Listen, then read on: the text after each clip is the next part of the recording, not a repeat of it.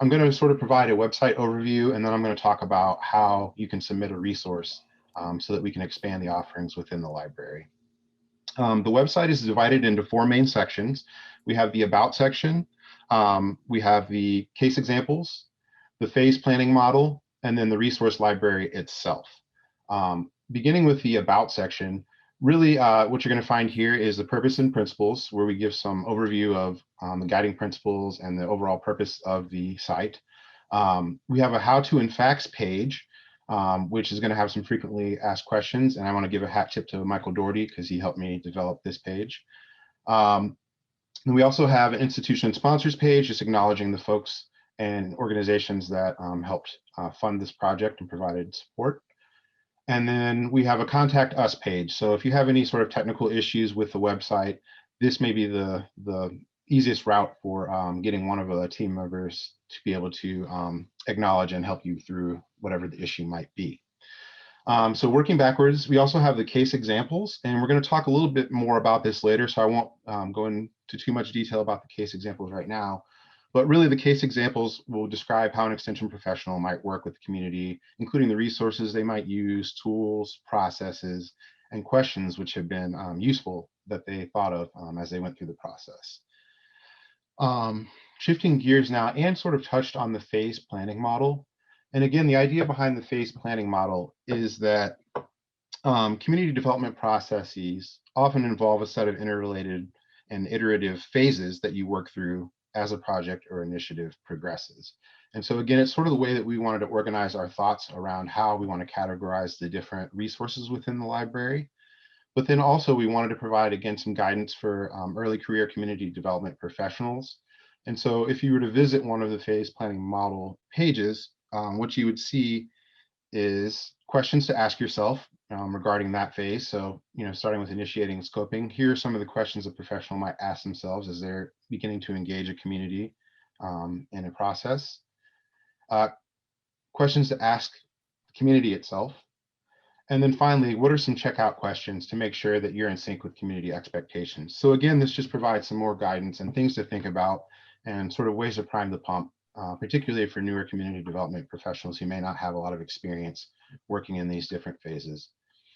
And if you were to visit the different phases within the phase planning model, you would see a similar setup for each of the phases, where it's the questions to ask yourself, questions that you would want to ask of the community, and then finally checkout questions to make sure you're in sync with community expectations as you work through a process.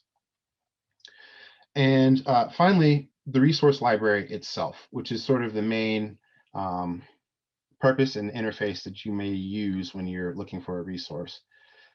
We took inspiration, those of you who have used the Eden website, Eden Resources website, it's going to be organized in a similar way.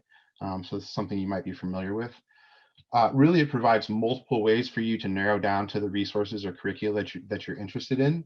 You could search directly using the search bar. We have come up with a assortment of pre-populated topics. So these include business development, community health, all the other ones you see here on the screen. So if you were to click on one of those, it's going to take you straight to the resources that fit that category. So we have the business or the topics as one of the ways that you can filter down. We also have keywords. So when you submit a resource, we're going to be asking for you to provide up to 5 keywords, and those will be searchable for folks using the library, so they can find, it's a little bit more granular than the topics. The topics are a little bit broader, and the keywords may be a little bit narrower to allow folks to narrow down to the materials that they're most interested in. We also have a filter for content type. So we recognize that the resources are going to take many different forms. It could be a fact sheet, it could be a presentation, or a process guide, a program, a tool, etc. So if you know that there's a particular type of resource that you're looking for, you can narrow down the library using the content type as a filter. The aforementioned phases. So again, these are different phases that you might be engaged in the community development process, and it's another way that we've organized the resources. So you can search on that. Institution, so if you know of a particular institution that has a resource that you're looking for, you'll be able to go through and search on an institution. And then finally, the costs. We recognize that there may be resources that folks want to upload to the library, but they're not willing to share for free, or there's some sort of cost recovery built into that resource. And so we have allowed for the opportunity to list those resources that are pay, as well as the ones that you'd like to offer for free. So that gives sort of an overview.